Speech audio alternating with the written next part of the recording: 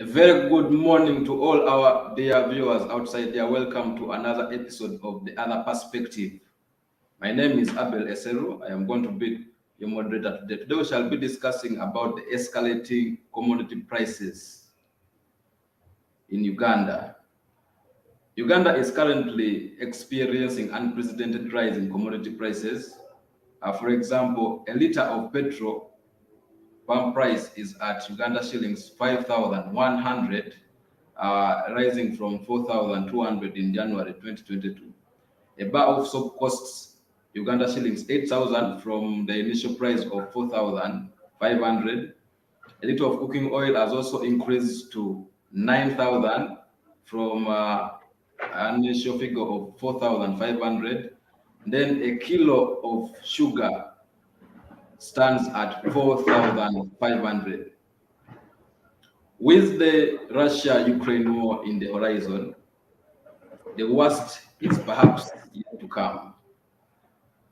The rise in commodity prices might be a consequence of the rise in fuel prices. The rise in fuel prices had been attributed to the strike by the truck drivers in Busia, Malaba border early in January this year. But since then, we have seen that the strike has ended, but we are yet to see the prices of the fuel go down. It has still remained high. And currently, globally, the price of crude oil has also been unstable over the past 6 months. And this was bound to have an effect on the fuel prices in Uganda, as we are seeing currently. So in today's episode of The Other Perspective, we want to interrogate the escalating commodity prices and the preparedness of government on managing the situation of the inflation that we are seeing right now. In today's discussion, we shall be joined by three guests. We have Mr. Henry Muguzi, who is always with us. He's an expert in the field of electoral democracy. Henry, you're welcome. Thank you very much, Abel. A pleasure to be here, always. We shall also be joined by Priska Wanyenya, who is a journalist who reports from the Parliament of Uganda. Priska, you're welcome. Thanks, Abel. I hope all our viewers are keeping safe, and I'm glad to be here again to share some views, even learn a lot from the viewers as well. And lastly, by our only economist in the panel today, Mr. Eddie Kainda. You're welcome to the show.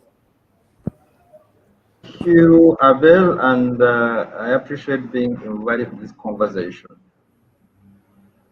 Okay, I will start with you, Henry.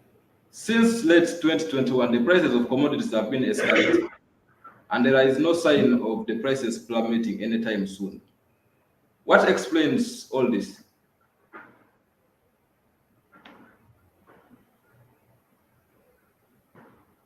All right, so thank you very much, Abel. Of course, you are right. Since the beginning of the year, we've been seeing a rise in prices of commodities. Like you have said, if you went to your nearest shop or supermarket to ask for a bar of soap, you'll discover that what used to go for 4,500, 3,900, and so on is now at 6,500, 7,000, 8,000. You ask for a kilo of sugar, the one which comes already packed, Chira or Rugazi or Kinyara, you have to go upwards of 4,200. In some places, 4,500. If you went to consume fuel, you discover that the story has remained unchanged since when the truck drivers were striking. And so the question is, what explains this? We don't know, and economists have told us that there is always a correlation between the pump prices of fuel and the commodity prices, including food. Because whatever happens, if it is food, that has to be transported from wherever it is produced up country, and some of the roads on which it is transported are not so good. Therefore, the trucks would consume much more than they would have. If it's commodities, understand that the raw materials and the delivery of itself, all these would require fuel. And so when fuel pump prices go up, that has a reciprocal effect on the prices of commodities, consumer commodities, but also the price of transportation.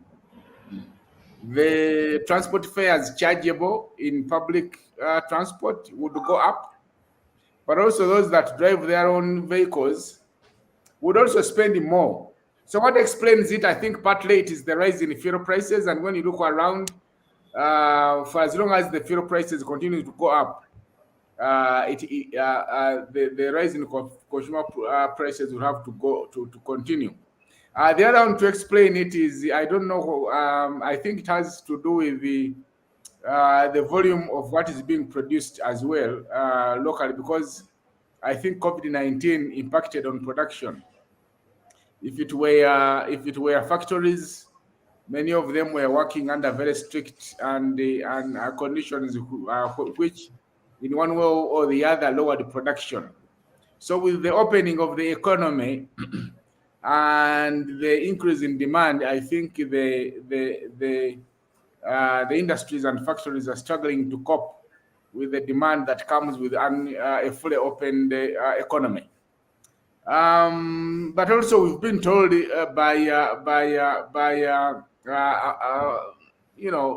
colleagues in the government that they suspect this could also be a consequence of hoarding. Now, we don't know who to take, but a combination of these can serve to explain what the cause is, and I would be happy and anxious to hear from the economist's point of view as well. Back to you, Abel. Thank you, Henry. Priska, the hoarding thing of fuel started coming up from Parliament, where you report from. Can you maybe help us understand more? Why is it that we are having commodities, the prices are on a rise, but we have not heard so much from the August House? What explains all this?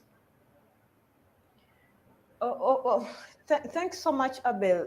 Yes, yesterday the issue of fuel prices was discussed, and they asked the minister to bring a statement to explain.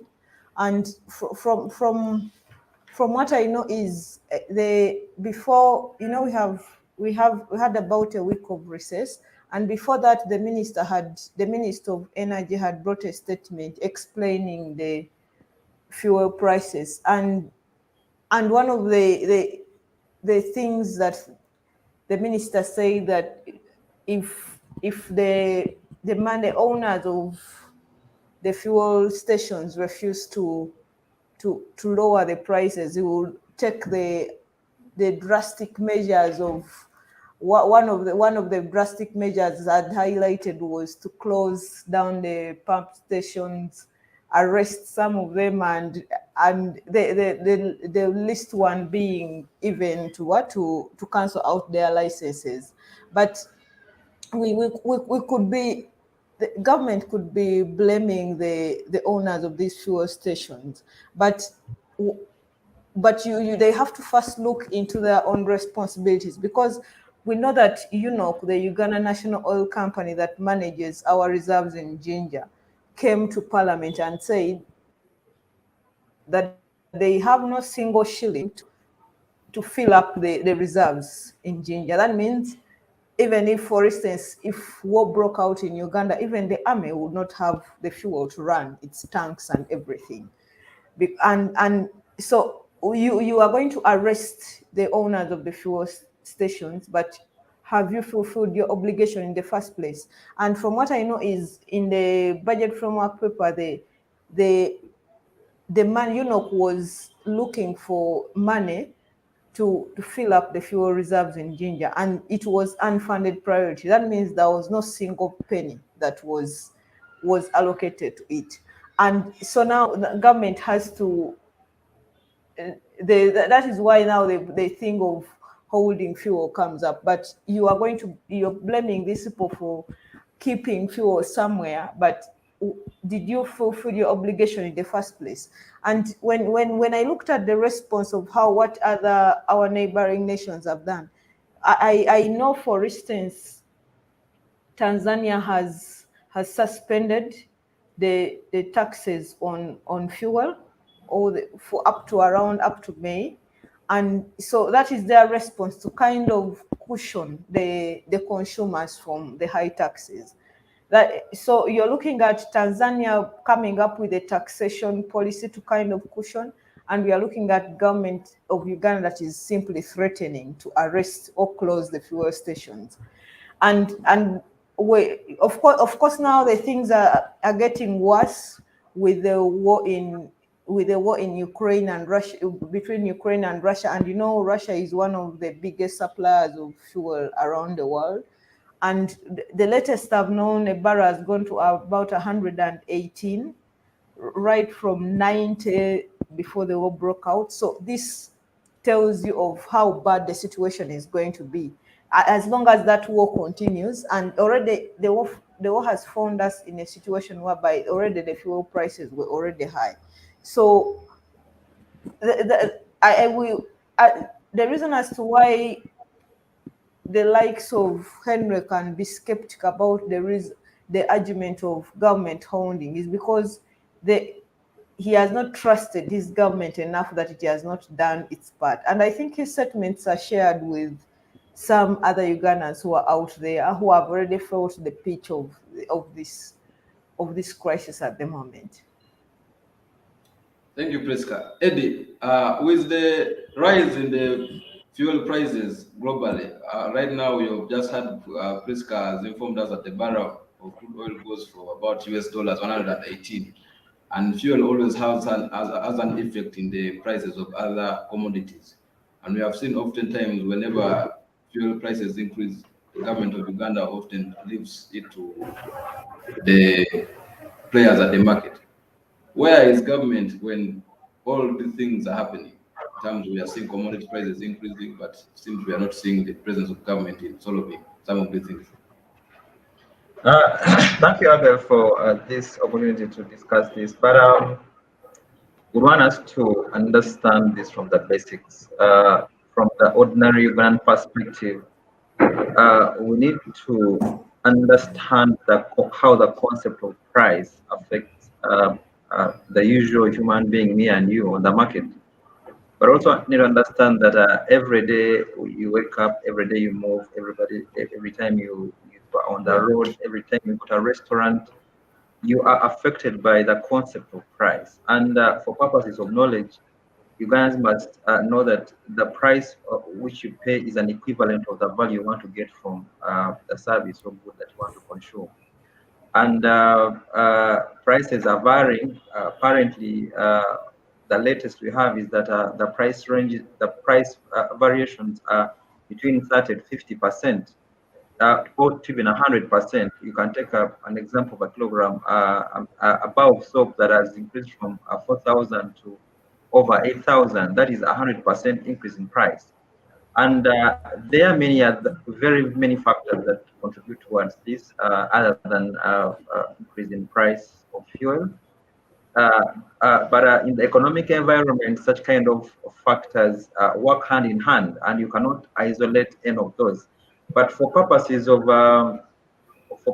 knowledge, we shall understand that other factors that might cause price increases include shortage of supply, and just like Henry mentioned, when you look at COVID-19 that stifled production lines, there was a very limited aggregate supply in terms of what the economy needed and what people needed.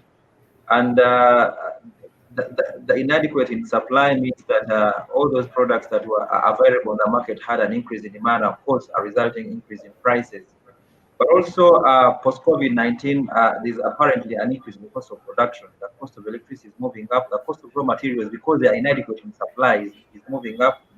And therefore, the average pricing of a commodity at a factory level is also getting high. But also, hoarding is greatly affecting price increases.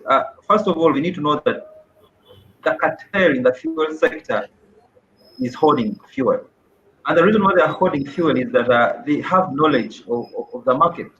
One of the key factors in economics and what businessmen use is good knowledge of the market. They know how much fuel is going to come in the next 1 month, in the next 3 months.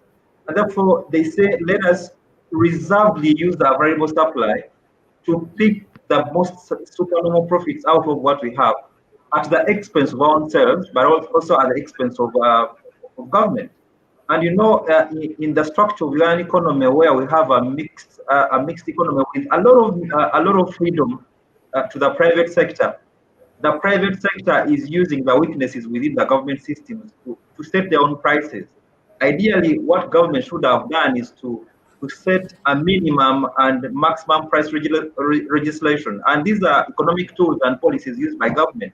You recall in COVID-19, around 2020, when government came up to set prices of the usual given goods people were consuming on the market. But also recently, when Nabanja came out and said the price of fuel must not go beyond 5,000. Those are kind of factors that government should take as emergency situations and come up to salvage the local Ugandan. In such a situation post COVID-19 and when the supply is low, but also where demand is high, but also where we have the cost of business high and hoarding at its peak, I think government needs to take this as an emergency situation and invokes its legislative procedures on maximum prices and minimum prices set by Ugandan. But also in the normal market, we are looking at speculation. I was downtown about 2 days ago, and there's a hysteria within the market, within the consumers, that they are buying off whatever there is on the market. People are stocking sugar, are stocking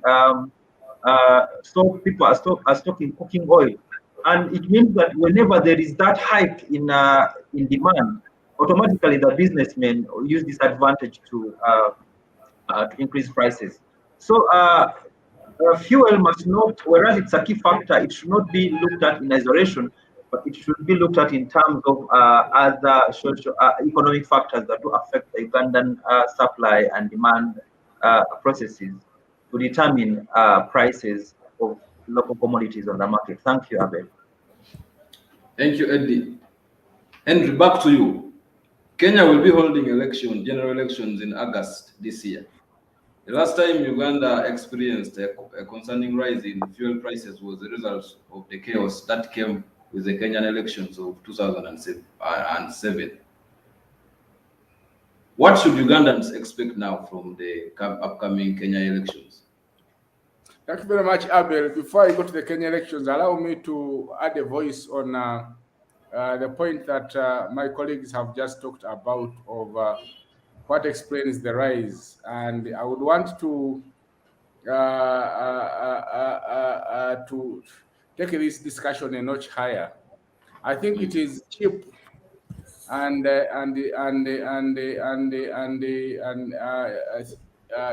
cheap reasoning to attribute the rise in prices to hoarding, rise in fuel prices to hoarding, because these private companies have been doing what they are doing now for a long time. And the question is, why hoard now? What has changed? Because it is the same companies, private companies. Remember, we are operating under a private sector-led economy. They've not been hoarding until now. The question is why and to what end? Having said that, I think what government is not explaining to the country is that the rise in commodity prices is a rise of is a result of rise in fuel prices, and that the rise in fuel prices is international, and therefore, which is why you are seeing countries such as Tanzania, they are taking much more stringent measures, such as waiving the tax on fuel. If this government waived 1,000 from fuel, the price of petrol that is now trading at 5,110 would go down to 4,000 instantly, just like that. So I think it's not proper for government to kind of what is it called, exonerate themselves of the responsibility they're supposed to be doing by merely attributing this to hoarding. There's no hoarding. Just hoarding has not enough explanation. But let me go back to your question. The last time Kenya had an election, the last time we had experienced very high prices as a result of the Kenya elections, I think it was 2007. Remember the Mungiki revolt, the Mungiki chaos, and then the borders were closed, and then we could not have fuel. In hardly 5 months from today, Kenya will be going to the polls, and of course, it is heating up already. We don't know whether Kenya learned anything or forgot anything from that experience, but of course, what Ugandans can do is to worry, because I think Kenya continues to be one of our major gateways to the sea. You would ask ourselves the question, why have we not been able to operationalize and maximize the Mutukula route? I drove on that road last week. The road has too many potholes. It's about to reach a level where it would be innavigable. Now, for a government worth its title, aware that in 2007, when Kenya went to the polls, we had a similar chaos. There is always a likelihood, the risk is there, because we cannot tell. The Kenyan election is as unpredictable as they come.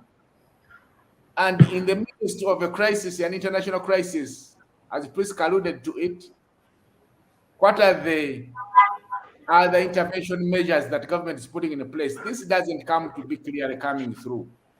And therefore, I think what we have to do as Ugandans, as citizens, is to bring pressure to bear on the government to step forward and do something about the situation, because we cannot just fold our hands and go to pray and hope that nothing would happen. This is not how they do state matters.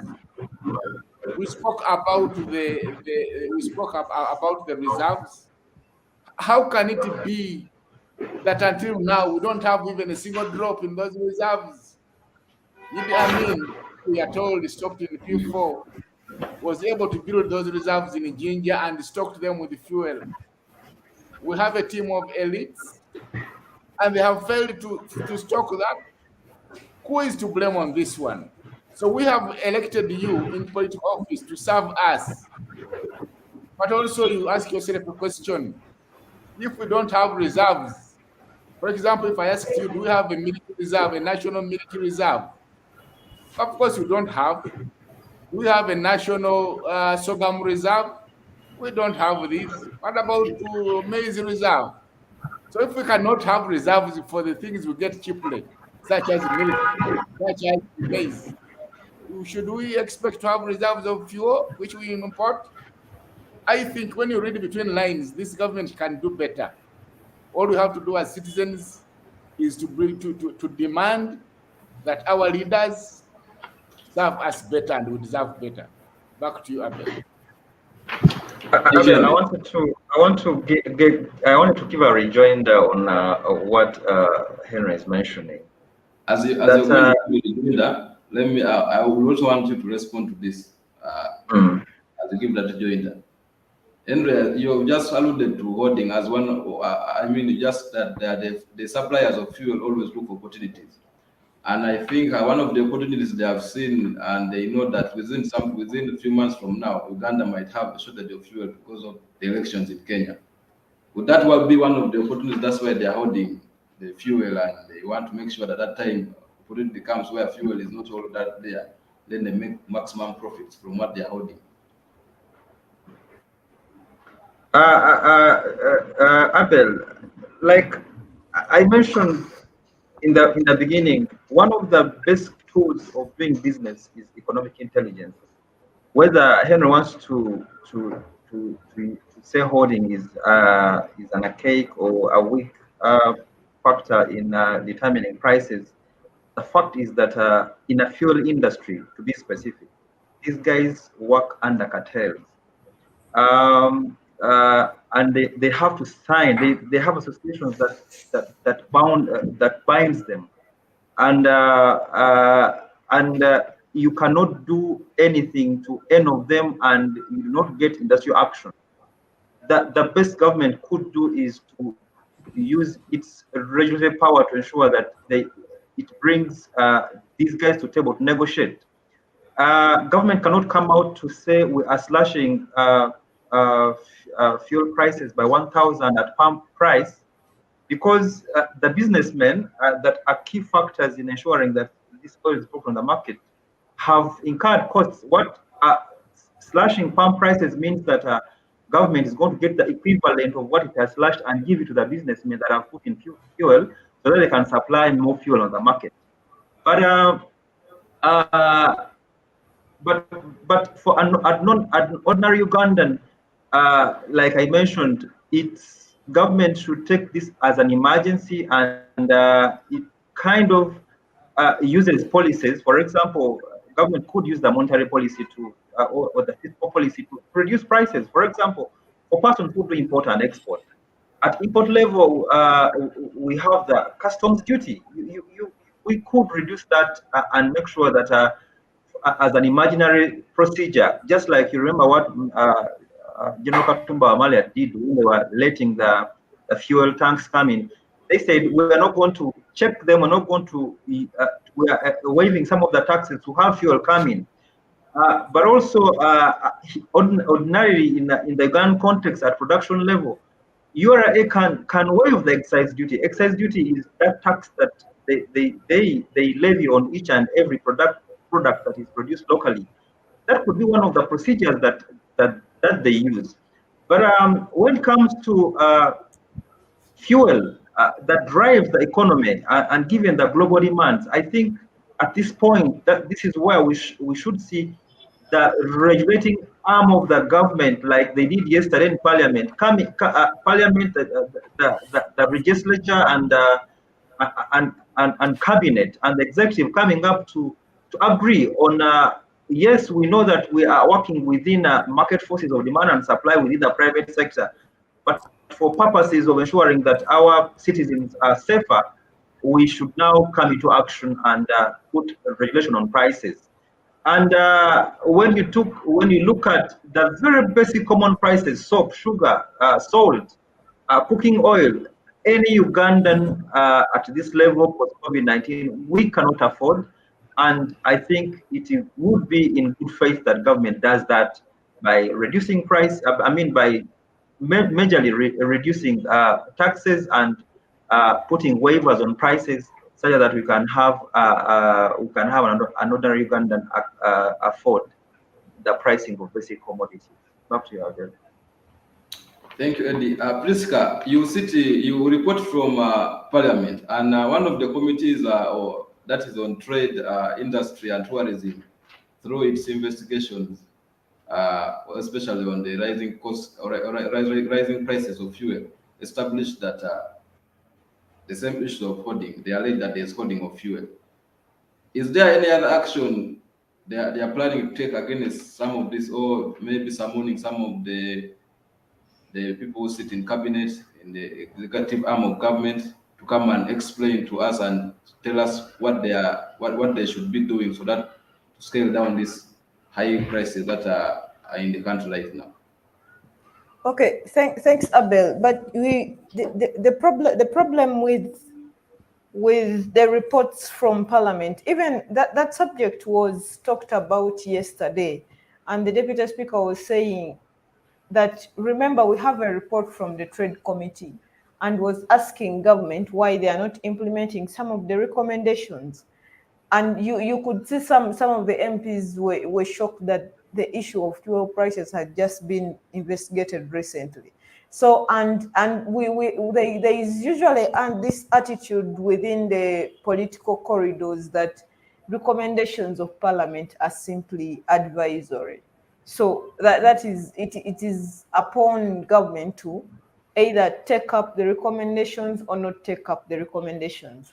And so we are as per now the government was given up to Tuesday to bring the statement to. But as the war in Ukraine escalates, I looked at Tuesday as kind of very far for them to explain what actions they're going to take, because the Minister of Finance was saying we need to go and do research to investigate the reason as to why the fuel prices are still going up. And he also hinted about, gave an example of the banking sector, whereby the Bank of Uganda has maintained the central bank rate at 6%, around 6%, but the commercial banks are lending at 25%.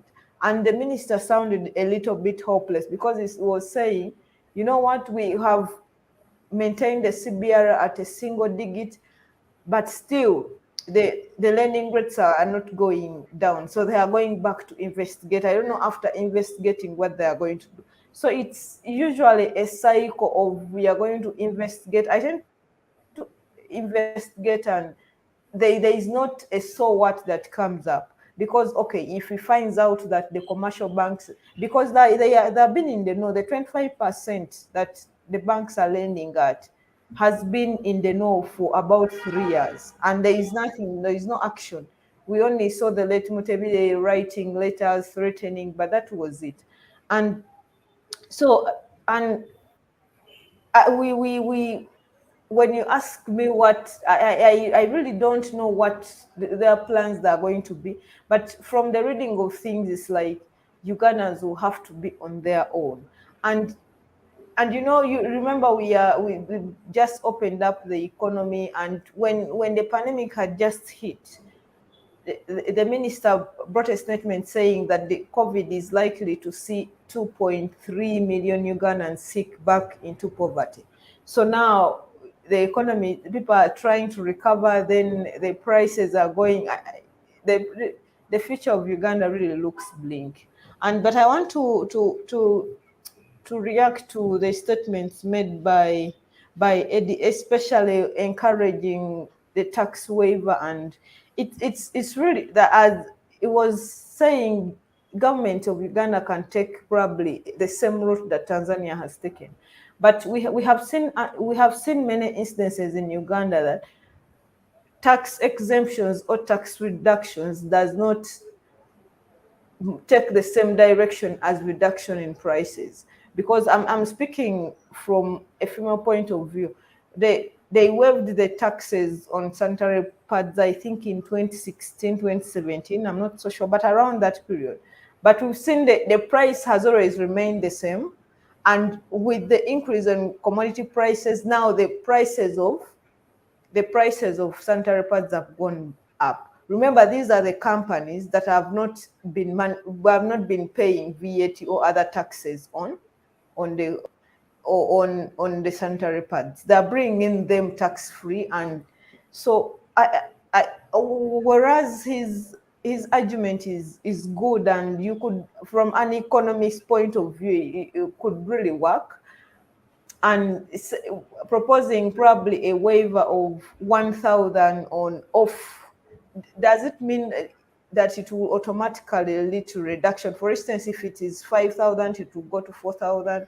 We really know how stubborn our business people are. That even if they said we are reducing it to by 2,000, trust me, we shall have the same price. I think it goes back to the implementation issue on these tax waivers or tax exemptions that government tries to impose. And when Henry also hinted at the Mutukula route, wondering why we are not concentrating on it, I think in the statement that the Ministry of Energy brought about the fuel, they were proposing to impose a tax waiver or a reduction on the fuel that is coming from Tanzania, because 95% of the fuel that is consumed in Uganda comes from from Kenya, and the Tanzania route only brings in 5%. So they were thinking that probably if they lower the tax rates at the Mutukula border on the fuel products that are coming from the Mutukula border, it will try to lower the prices, because the people who have been using the Kenyan route will shift to go back to Rakai. Abel, can I add something here? I rejoined it before you proceed.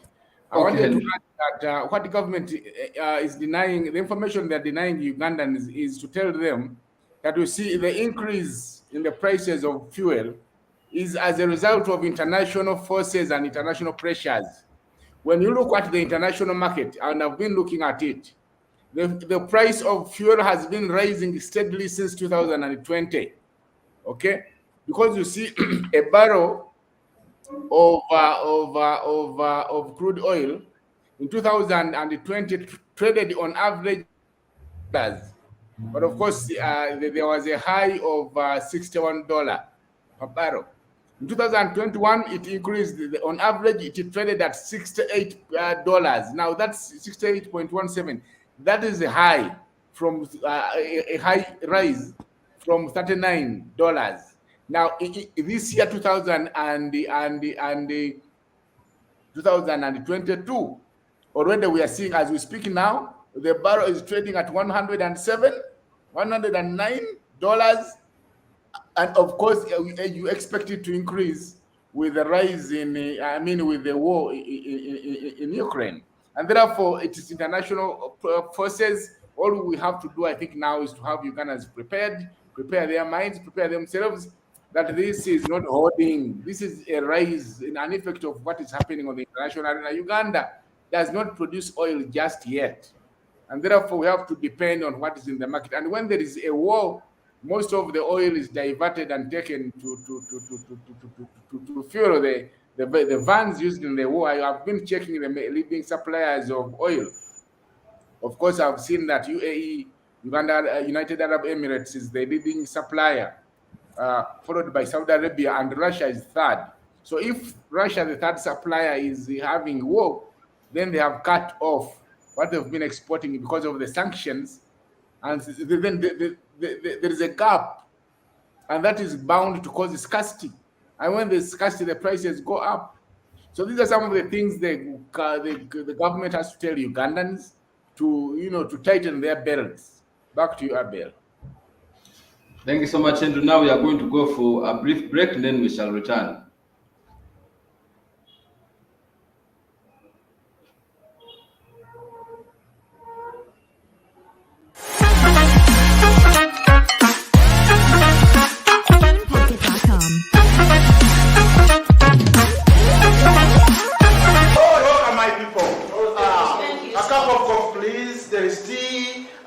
Everything, snacks are on the way. Thanks, but the reason that's why we are here, our people need improved defense services. We at least need an ambulance at every center. My sub-county is the forest. We used to depend on the former MP's vehicle, but when he lost his elections, he took away his vehicle. Of course. So what does that mean? Use your budget as a district to procure the ambulances. If I could, I would. But unfortunately, government operates differently. I'm saying, Chairperson, this is very serious and urgent. Yes, I know. And why are they called local leaders then?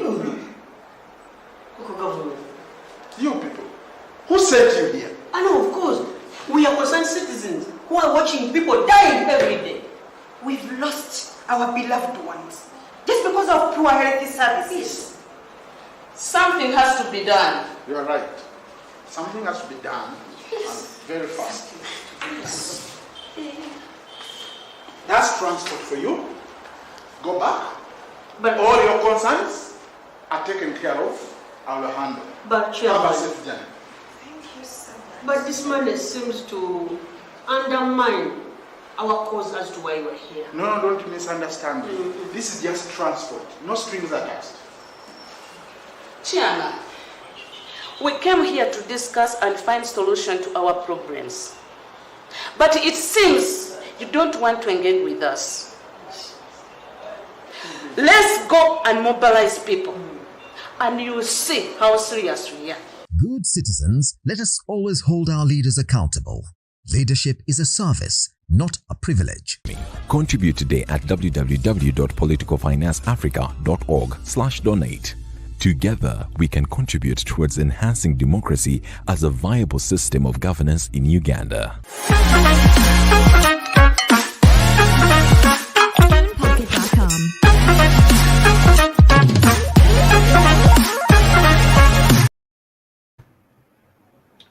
Welcome back from that break.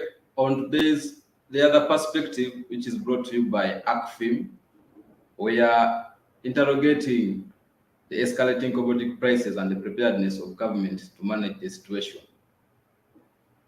Before we went for the break, Andre was trying to explain to us how the global forces are responsible for the current rising prices of fuel in Uganda. And I want to bring you, Eddie, on board here. You have just seen that very many countries always, whenever there are global crises, they always have avenues on how to prepare themselves to manage themselves through during that situation. But we are seeing in Uganda, currently, most of the fuel tank reserves that are available have been privatized. And I don't see any which is being owned by the government. What is your take on that? Can we be able to manage the situation of fuel when we don't have fuel reserves which are managed by government?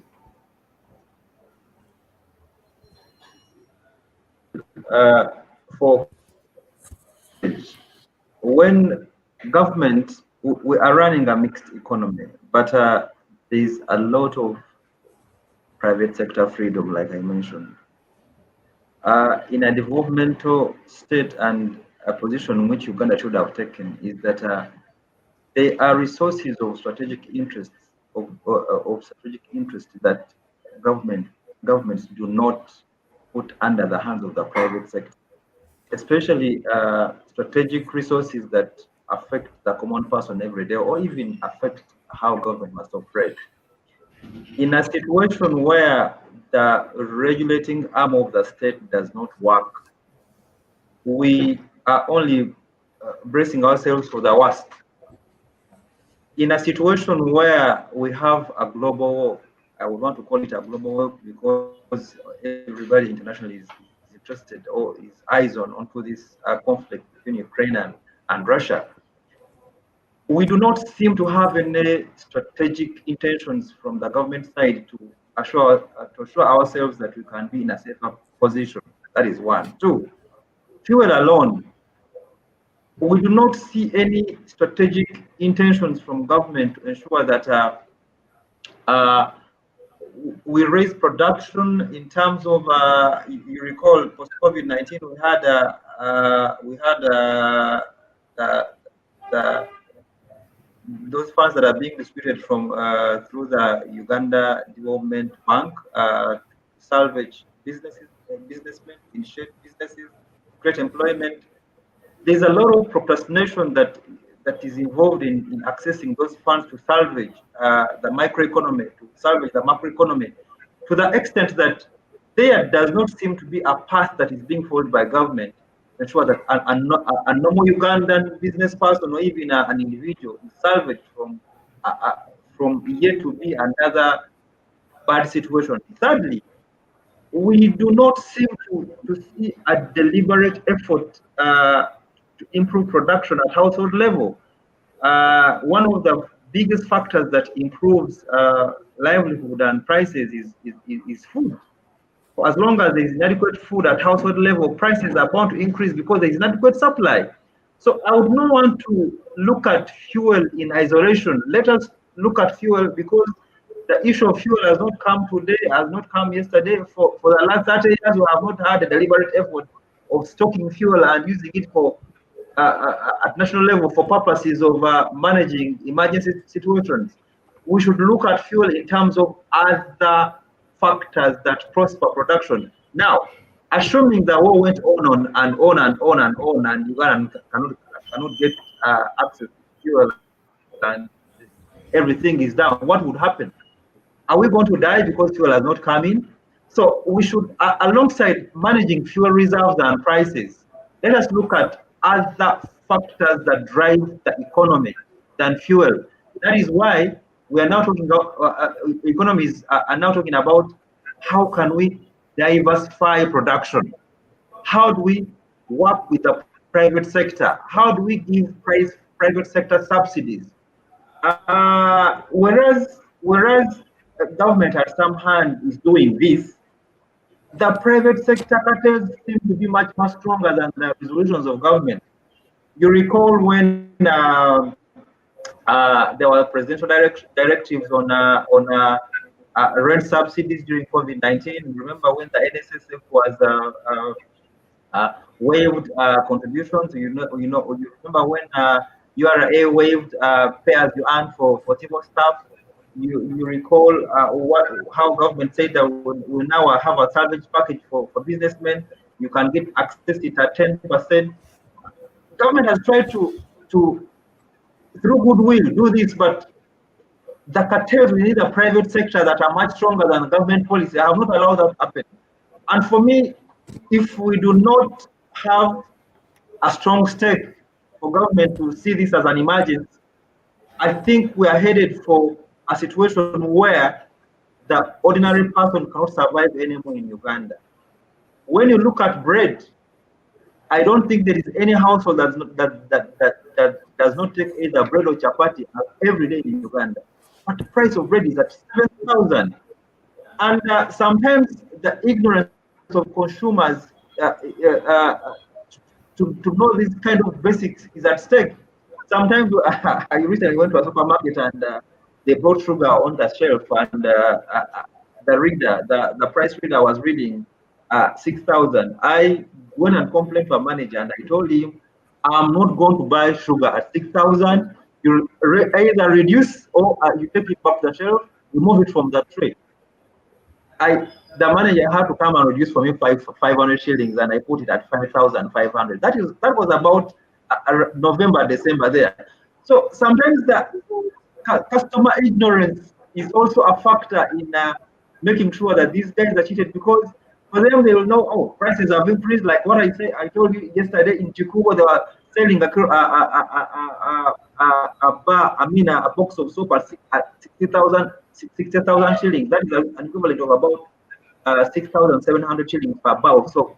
But because they do not take time to negotiate, they don't take time to know they are right. It is now the role of civil society to come up to hone the public to understand the economic rights under the economic justice systems, to know that people can understand the pricing of commodities that affect their lives every day. Otherwise, back to your question, the issue of oil must not be taken in isolation, because whether we like it or not, we do not have control over oil prices.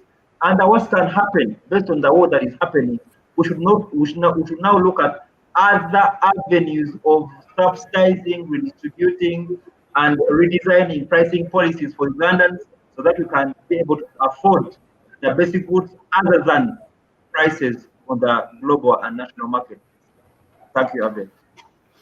Okay, Henry, I want to bring you now here. We have just seen a comment from one of our followers, Felix Vianney, who is saying that the private sector-led economy is being run by mafias, mostly who are politicians, and they are not in any way going to listen to anything concerning reducing the prices of the commodities, so long as it profits them.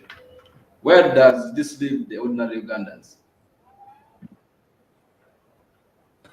Thank you, Abel. Of course, the ordinary Ugandan remains at the mercy. It remains at the mercy of the people in power, those that have been elected to make the most important decisions, the ones that sit on the table where governance decisions are made. Of course, I want to concur with the person who commented, with Vianney, that the private sector economy we have here is led by mafias, because for you to survive in business in Uganda, you either have to be well connected or you must belong to the cronies of the regime. And therefore, if these are the ones we are asking to cut prices, let's first ask what is their motivation for increasing them. Maybe we should ask ourselves, what can we do to demotivate them from raising these prices? That said, I think Eddie tried to allude to it. As citizens, I think we have sat back and laid back and sat on the fence for the longest time. Just as Eddie went and fought and said, no, we have to bargain here. I'm not accepting your price. I don't accept your price and I'm not going to pay it, and the price was reduced. I think as citizens, as consumers, we have the power to say no to some of these stores, to say no to some of these prices, but also to speak truth to them in their faces and demand that they bring them down. And of course, when we demand, in a way, we'll be putting pressure on our leaders to do this at a time like this, when our brothers and sisters have been chased off the streets. They cannot do hawking business anymore. Never mind that some of these were not genuine hawkers, but they cannot do work anymore. At a time when COVID-19 has shattered and tattered the incomes of many Ugandans, at a time like this, I think for prices to be rising, and God forbid that the food supply remains stable, and that we continue having rain, because should rain stop and we have a scarcity of food, I think we are going to have a rough time. So we just have to keep praying to the Creator, that the Creator continues blessing us with rain, that we continue having food, that we can go to the villages and get food and eat. Otherwise, we are all at the mercy of the people who occupy political positions, where political decisions are made, and to praying that they make decisions that are in the best interest of the citizens. Back to you, Abel. Thank you, Henry. We are running out of time. So these few remaining minutes we have, I want all of us to share your views on what can be done to ameliorate or solve this situation. I will start with you, Priska.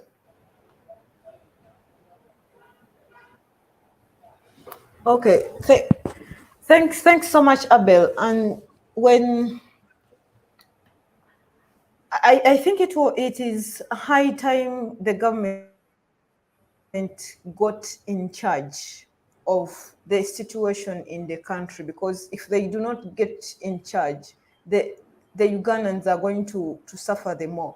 Because for a long time, when issues have been brought about the prices and the economy, their argument has always been it's a liberalized economy. We have little control over it. But we well know that liberalization of an economy does not mean deregulating it. Like you have to liberalize the economy but regulate it at the same time. You can't leave it to the forces of demand and supply every now and then. So as it has been the case, because the moment you leave it to the cases of demand and supply, it's the lowest people who are going to do what? To suffer the most.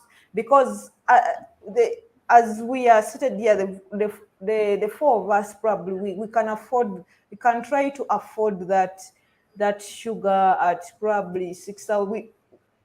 We look into our budget, but there are people who are living on less than $1, who are used to buying a piece of soap at around 500, but now in the shops they're not selling it anymore. It's now 1,000. So it's right now that they came and dealt with the mafias that Eddie and the other contributor on the charts has talked about. And when I also talk about being in charge, you look at also the accountability, because the Ministry of Finance released the money for the COVID and it gave it to Uganda Development Bank for the SMEs to use. But when Parliament was probing this issue, they realized that some of the people who benefited from the money were real estate developers. So you wonder how COVID affected real estate developers. One of the people who received the money used it the owner of Akamwes went and put up a building in Gayaza. So there are steps being taken to cushion, but the people who are also implementing the modalities and are not doing enough. The only thing, I think the solution to all this is for government to come and take charge of the economy, because that is the only way we are going to, it's going to save us from the mafias that are running after us especially in the private sector. As Eddie said, that they have too much freedom, because they are, one of the statements that was made on the floor of Parliament was that the manufacturers were claiming that government had imposed taxes, especially when it comes to the raw materials that are used, and so they are trying to recoup the profits. But we've seen in most cases that when these prices come and the business people want to recoup the profits, the same sentiment, the same is not shared with the people who are working in factories. You cannot tell me that because the prices have gone up and the living standards have gone up, there are factories that are going to increase the salaries of the people who are working, who are manufacturing this soap, because they are maintaining them on the same salary rate, but for you want to recoup your profits. And that is why when I talk of government being in charge, these are the things you need to look at. Okay, you want to recoup your profits, but what of the people who are manufacturing this soap? Because you can't tell me that Mokwana and the family are at Obidiko, they are down in those factories mixing the chemicals too. It's the people who are probably our neighbors, the people we walk by in the morning, we pass by in our taxis or cars, who are walking to these factories that are meeting the end effect of it, because their salary has remained the same, the living standards have gone up, and their only hope is the government. And for them to survive all this nightmare is for government to take charge of the situation. I think that would be my parting shots for this week. Thank you, Priska. Eddie, your parting shot?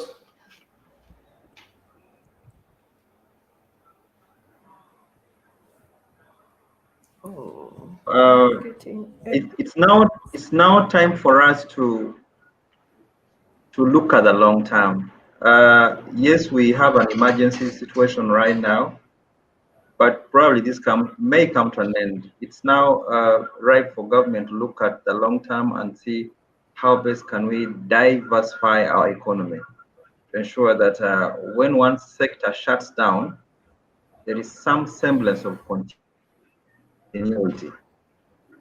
That is one. Two, it's now time for government to use its authoritative role, to start a discussion or a narrative on legislation of pricing, both at high and lower levels, in order to redistribute prices, in order to deflate prices, and ensure that prices are affordable to Ugandans. Fourthly, thirdly, it's now time for government to realize that there are certain basic sectors that cannot be put under the guardianship of the private sector.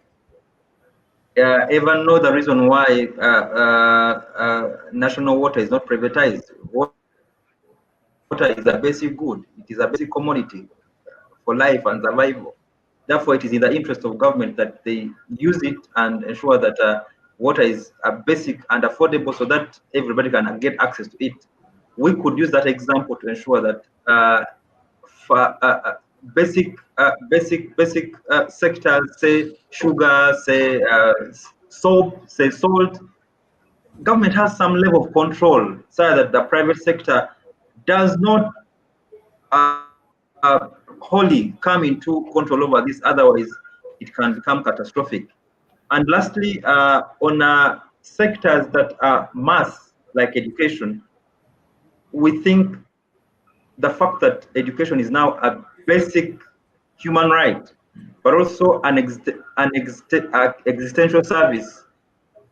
Government is trying to come up with policies on regulating fees, for example, for private sector schools and even government sector schools, because some of the government schools are even paying much more, higher than the private sector schools.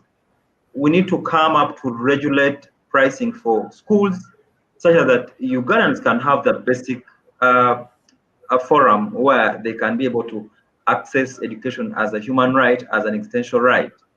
Otherwise, when we leave the private sector to thrive at the expense of the basic commodities and services, Ugandans must brace for the worst. And more lastly, let us try to ensure that Ugandans, wherever you are, have something you can produce at your home. Let your home be a production unit. Whenever you have something to sell or produce, then you can have something to exchange and afford any other commodity. When we leave ourselves to operate under the barter trade system, we are cultivating devastation for ourselves.